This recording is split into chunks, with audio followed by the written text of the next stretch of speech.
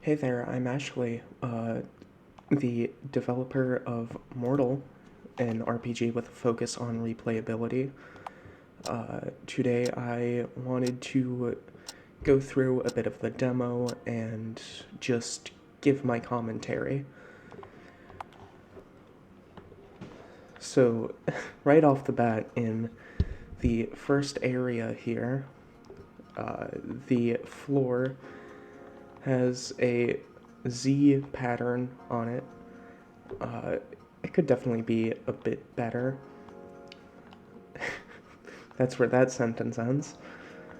But that's really just so to guide players and be like, hey, press Z.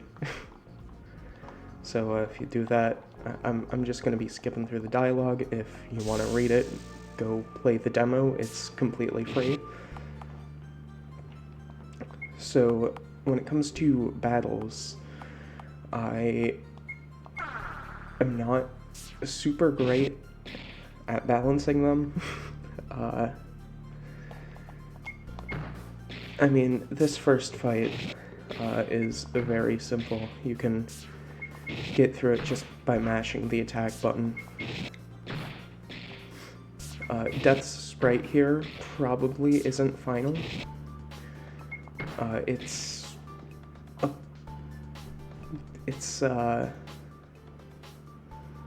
just like a little bit too rough for my tastes.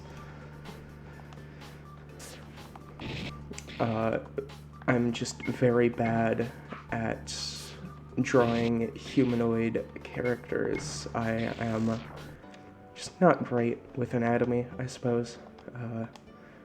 I am not a great artist in general, so that's definitely been a bit of a roadblock.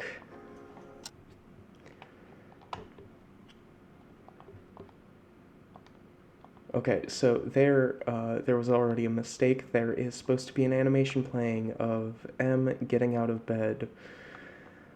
So that will have to be fixed, because that just did not show up. So I gotta figure out the timing with the title card there. So earlier in development, this room was very annoying.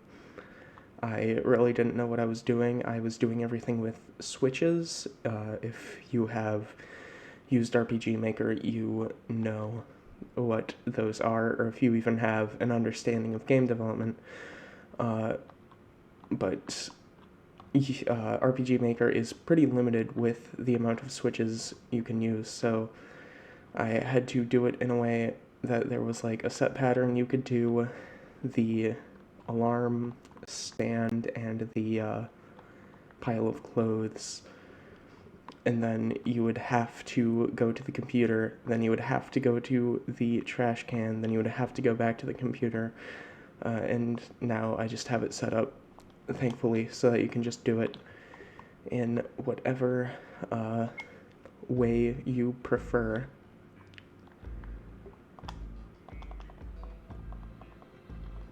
So, getting through the dialogue here, Gears as a character was only really made just to be the shopkeep. There really wasn't more to them than that early on, but I decided to tie them into other ideas I had, and that is basically where they are now. They are still pretty basic, just because they only serve one very specific role in the game, even if I do have more plans for them in the future. But that's about it. So these kiosks were really only included, or these kiosks were included to help players who are either new to the genre or just new to the game, to help them just learn.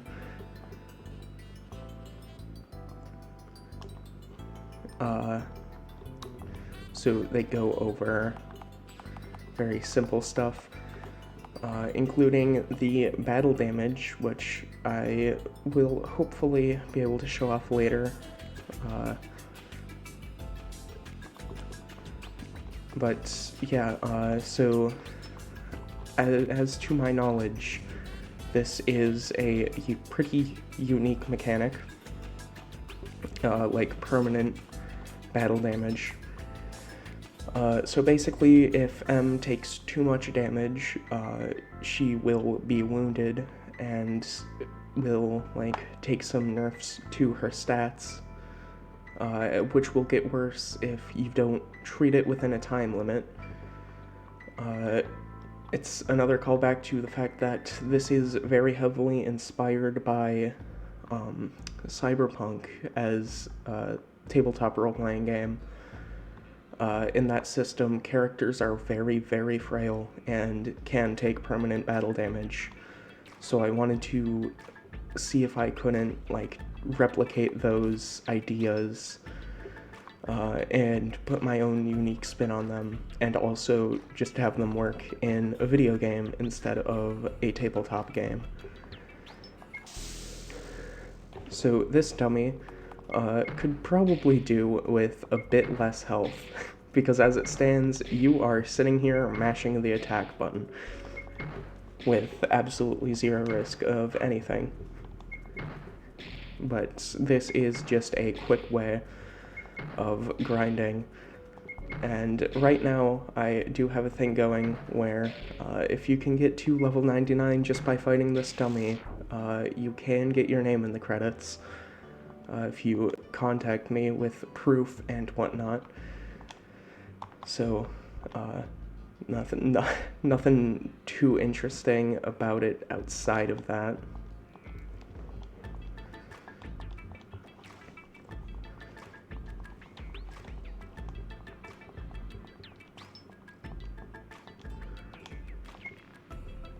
So the items in Gears' shop have changed a lot over the past couple builds, and we are now here.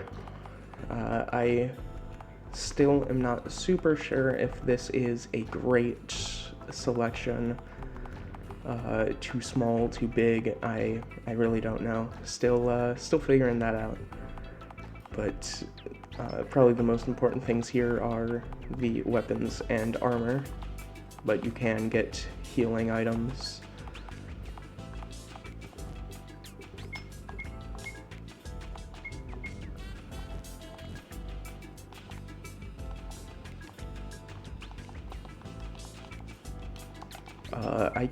Oh, there we go, okay. I'm playing with a controller. Doesn't really work too well, but I don't want my keyboard making a ton of noise through this recording.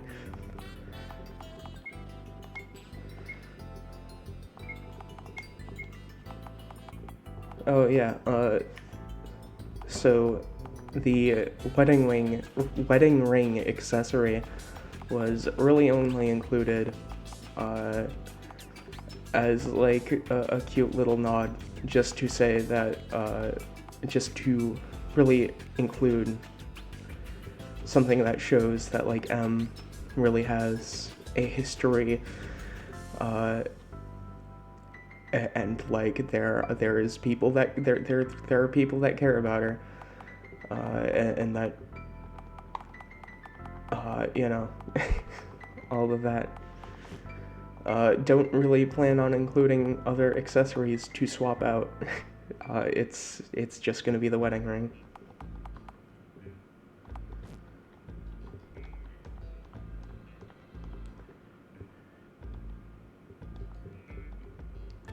So the job system is something I was not super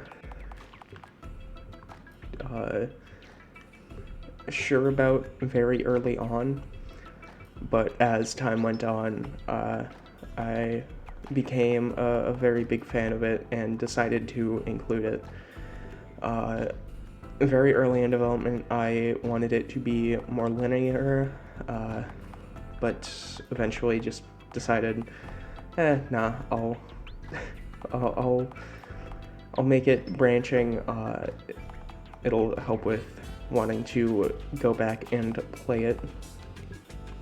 So there are 3 jobs included in this demo, just the 3 jobs for day 1.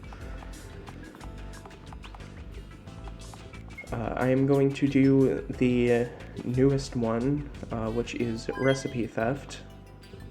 This is the high-risk mission.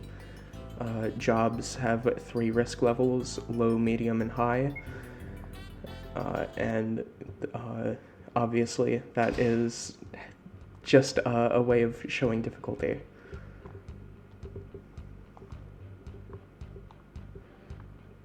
I could probably include some sound with that door, or with these doors in general.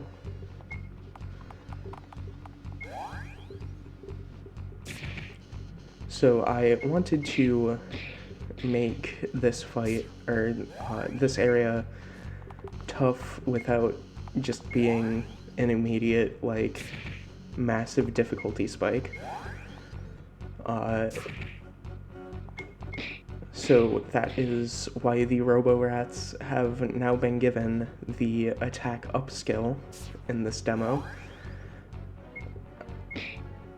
Not just for this demo, it's they have it for the rest of the development, of course, but I introduced it with this demo as a way to make them a tougher challenge while still keeping them easy enough for inclusion elsewhere.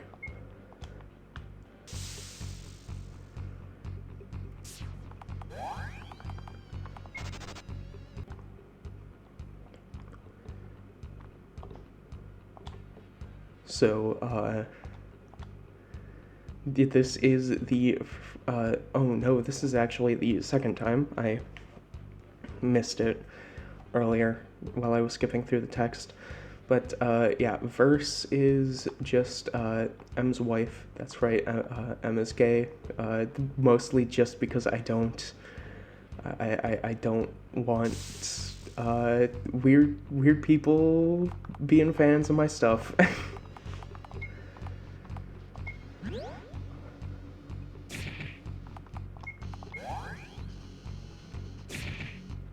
So I have noticed an issue. Early on, the fights do kind of just fall into use guard and then win.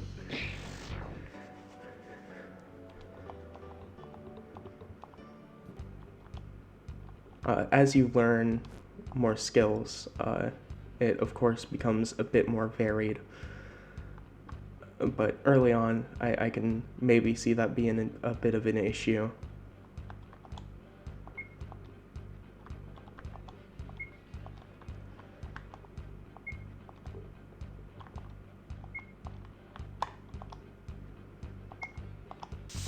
So designing this job was very fun,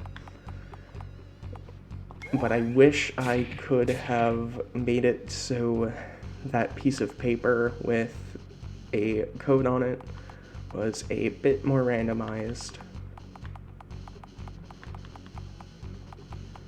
I think it would have been very interesting if the code changed every playthrough, because as it stands now, if you know the code, you can just skip this entire room here.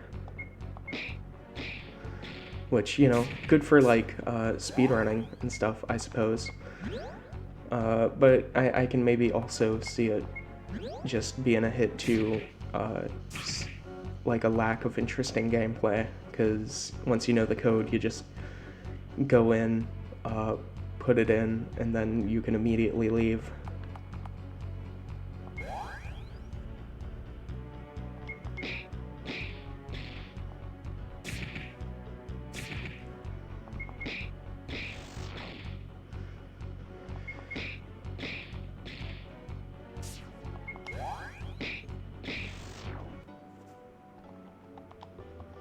So I think now would be a good time to bring up the music made by Aaron Lucas.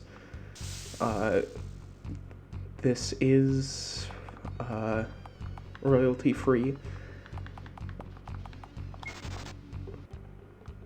I wasn't really sure what to do about the music for a while. That is why up until beta 1.2 there's just no music at all.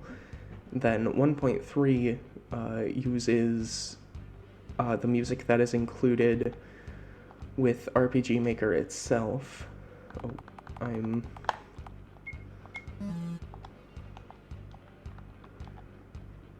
No, okay.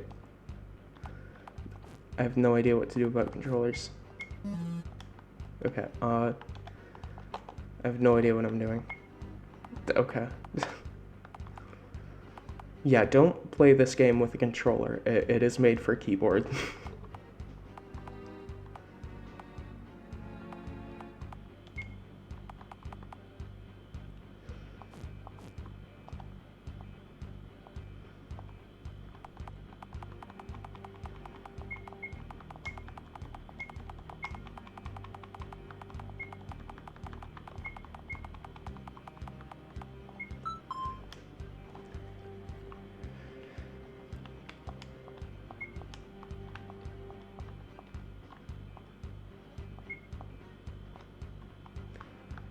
Yeah, so I feel like now is a good time to bring up Elysium as the big evil corporate entity or whatnot.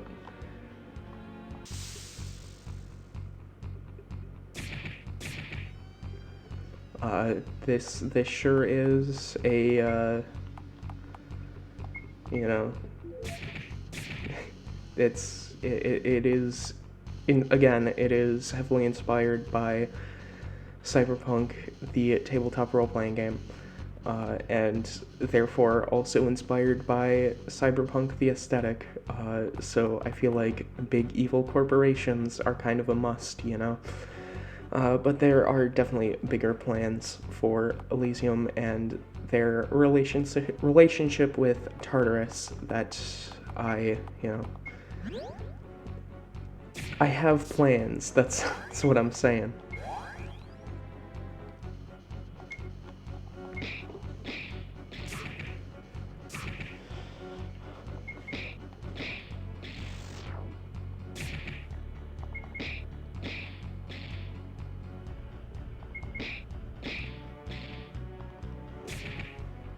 Oh yeah, I should bring up the slowing down text.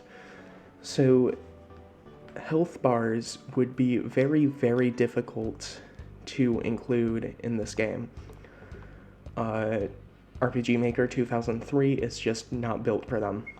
So that is why I introduced the slowing down text.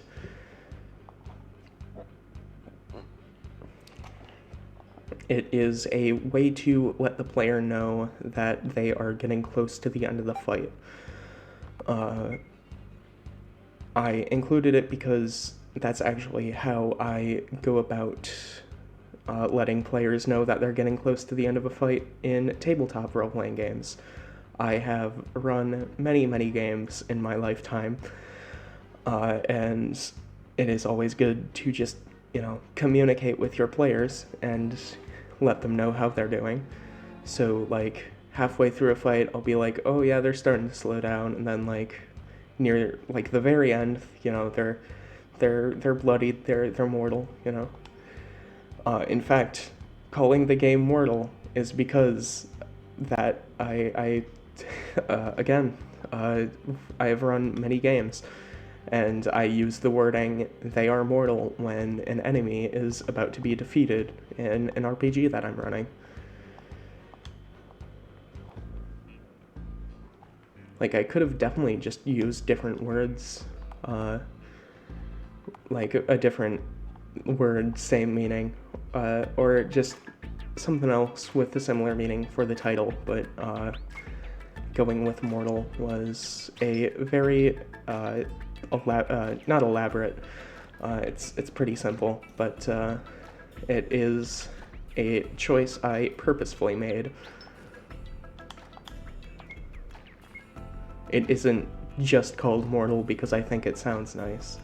It's called Mortal because I think it sounds nice and it has meaning. More meaning than, obviously, you know, the stuff going on.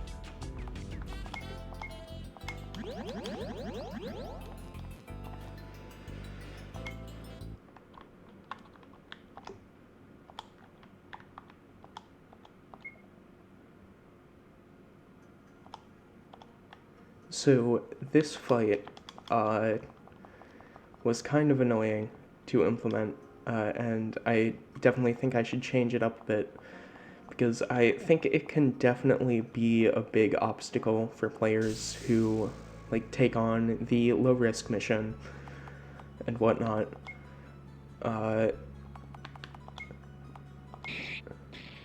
Really, but that's why I included the Souls gimmick, is that they strike at the weak point. They do a set amount of damage no matter what.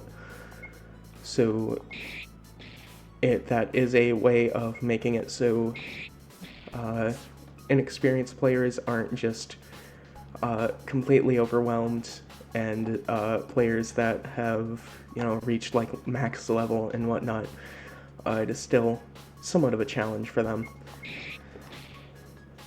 Early, I'm just worried about speed, because that is definitely going to play into it. Because if the soul just attacks 50,000 times before the player can, that can definitely be a big issue, specifically for this fight. Death is actually completely unchanged in terms of stats from the first fight.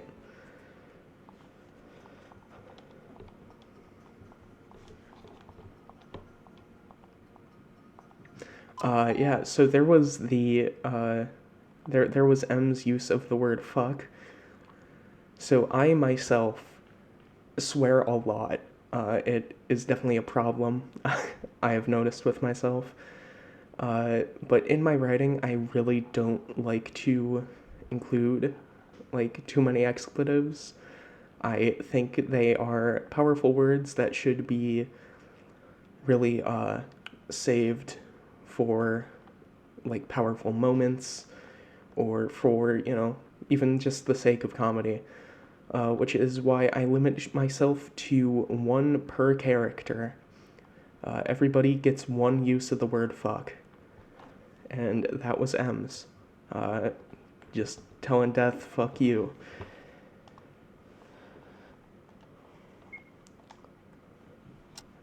So the after was also much more linear.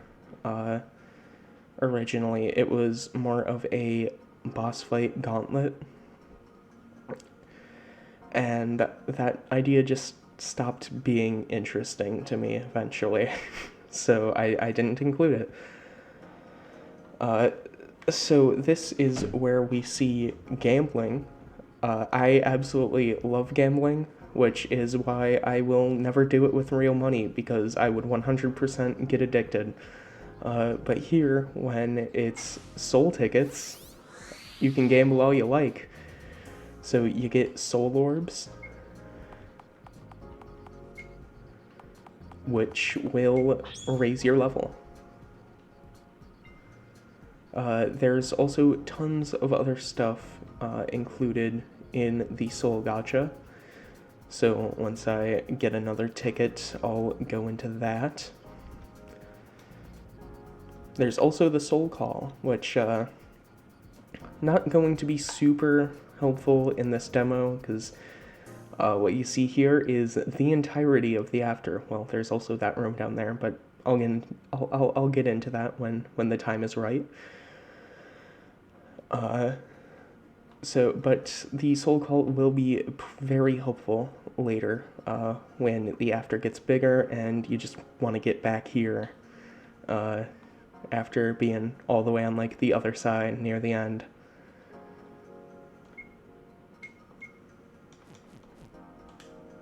So there's also a shop here. Just thought it would be nice to include. I could probably go about it a bit better. Like, I don't think there's really anything stopping me from including it so that you can just do a job or go back to M's house when you're at Gears' shop for the first time in a day. But also, it is just nice to be able to do it all in one place, and also I can include more of these little soul shops later. I'm just going to be skipping all the like souls you can talk to. Again, if you want to see the dialogue, just go play the demo yourself.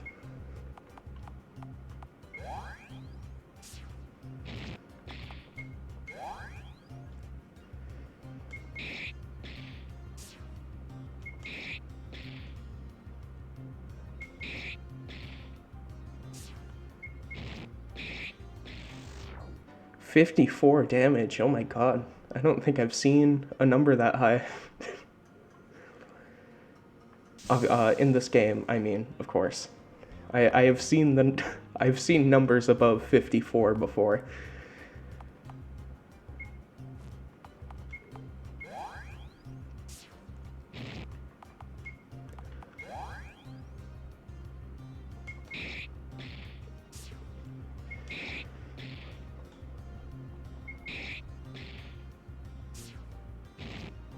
Of course, once you know how to take on a fight, it's still not super difficult. But, you know, the entire point is to come up with your own strategy and figure it out yourself. I myself just can figure it out very easily because I made the game.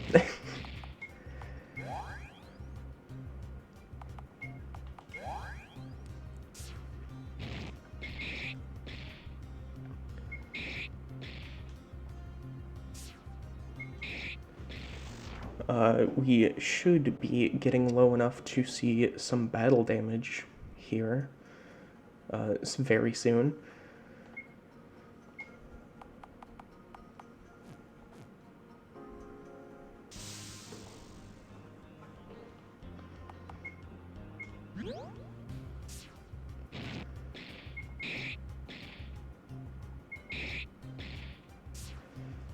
And there we go. So I'm actually going to escape.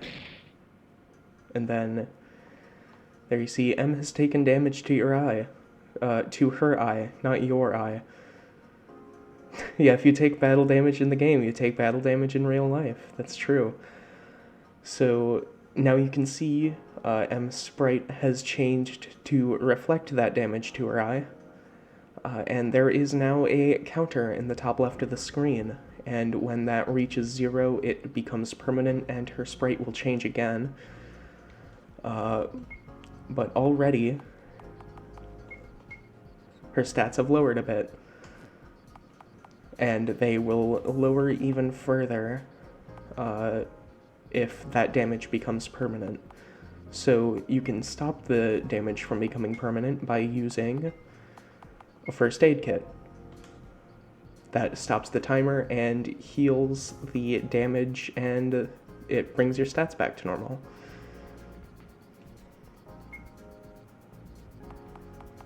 It also brings you back to full health.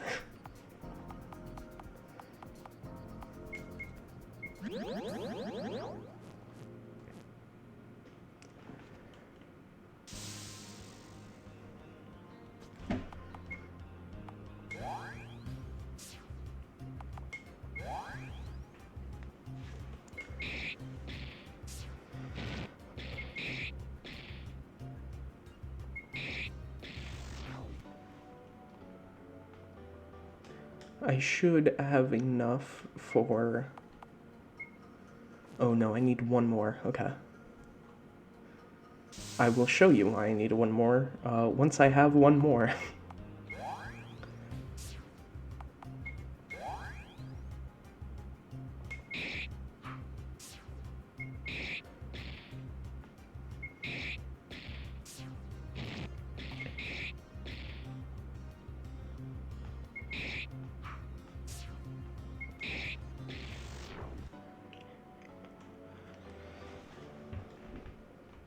Alright, so now that we are at 5 soul tickets, you can see there is the option for 5 tries.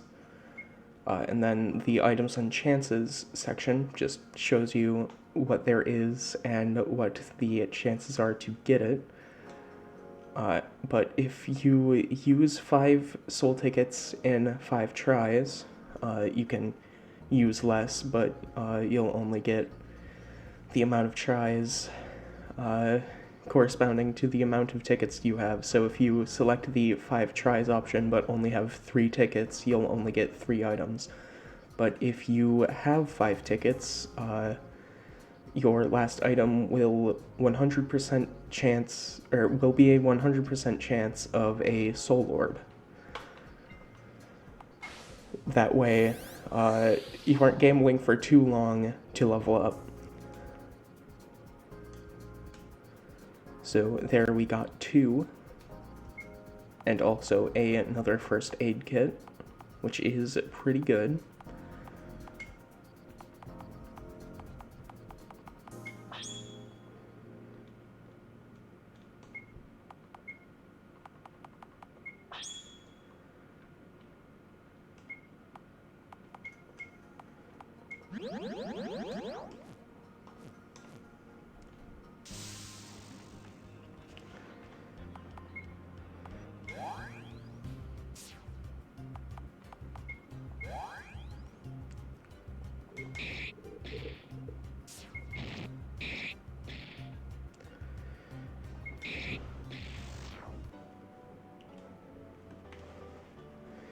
Yeah, so once you start getting up there in terms of levels, the fights just get very, very easy.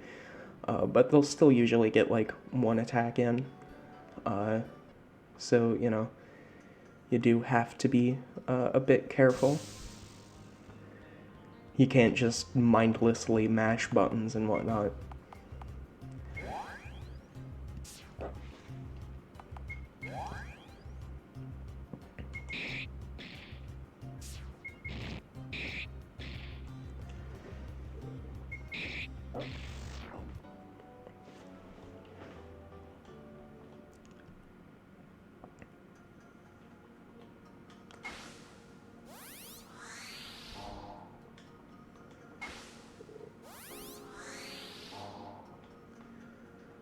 So that animation was actually fairly easy to put together, surprisingly.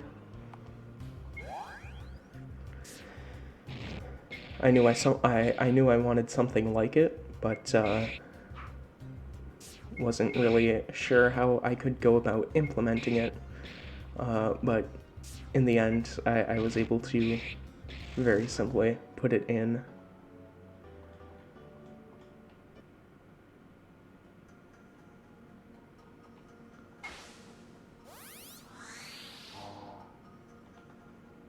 I think I just noticed a part of it that wasn't filled in though, with white. Oops.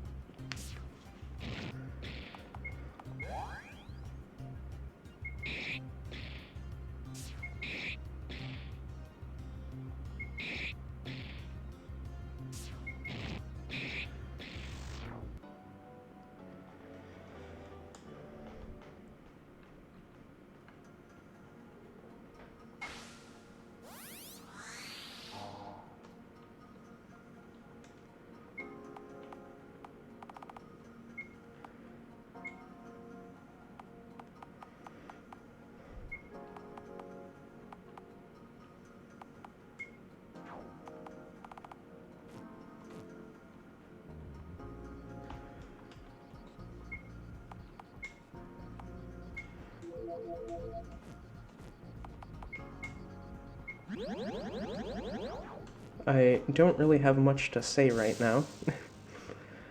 I've kind of just gotten to the point where I'm playing the game.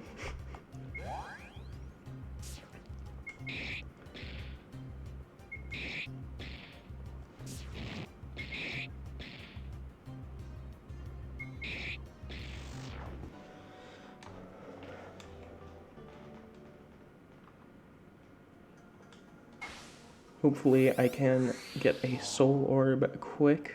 Oh, I'm getting too lucky right now, so that I can go on to the next thing to talk about.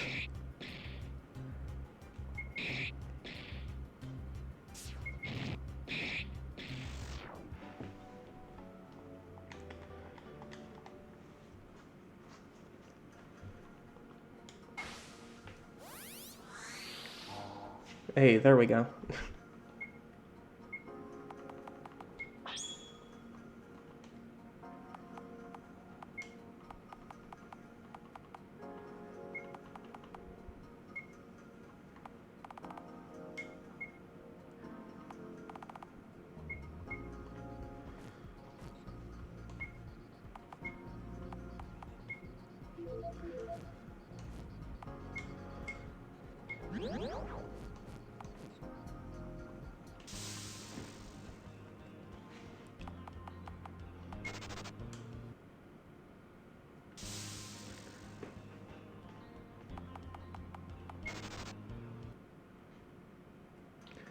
So this right here is a soul gate. You can see, well, that's not helpful. You can't see right now.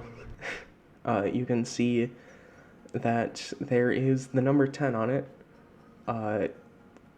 So the choice to have something that blocks your path at a certain level, and then it shows the level you need to pass it, is actually inspired by the Legacy of Goku series for the Game Boy Advance. If you haven't played those games, only play 2 and 3. Do not play Legacy of Goku 1, please. I say that, but like Legacy of Goku 1 is actually kind of a guilty pleasure for me. Like it's bad, but like I kind of love it. So once you're at level 10, you can open the soul gate and you can fight the first boss soul, the lovers. They are very difficult, as you can just see. They decreased my stamina.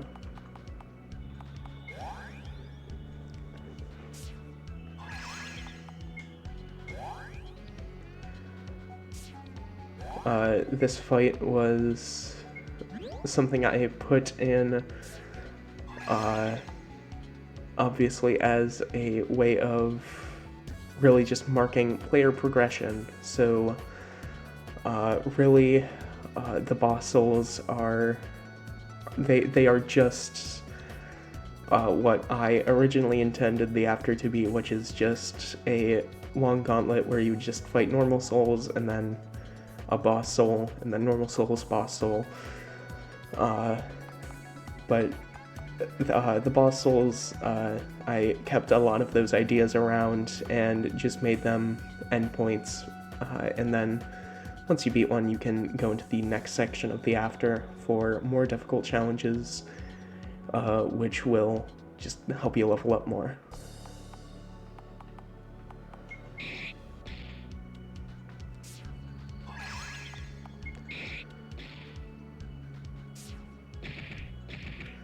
Yeah, so that is part of why they are so difficult. This is the lovers. So there are 2 of them, and they do everything together, including attacking you.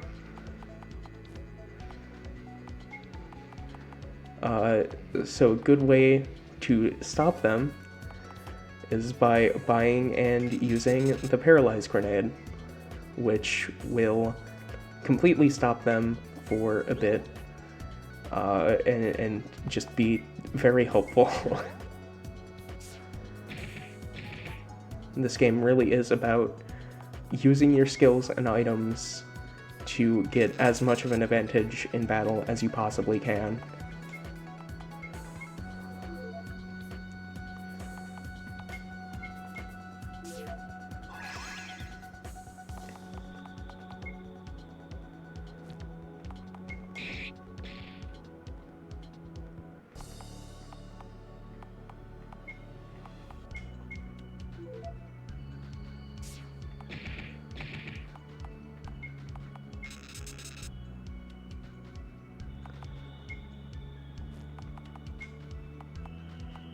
And I wanted to use this fight to really show that.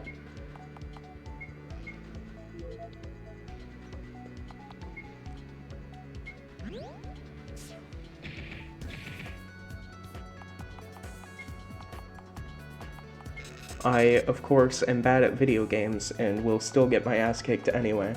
The level 10 thing is more about, like, yeah, you can technically do it at level 10, but I don't.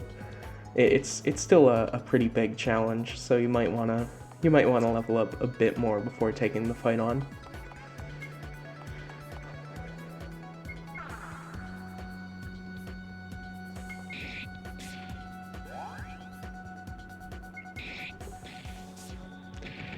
Yeah, as you can see, I lost there, but when you lose a fight in the after, it's not completely done. You are just brought back to the start.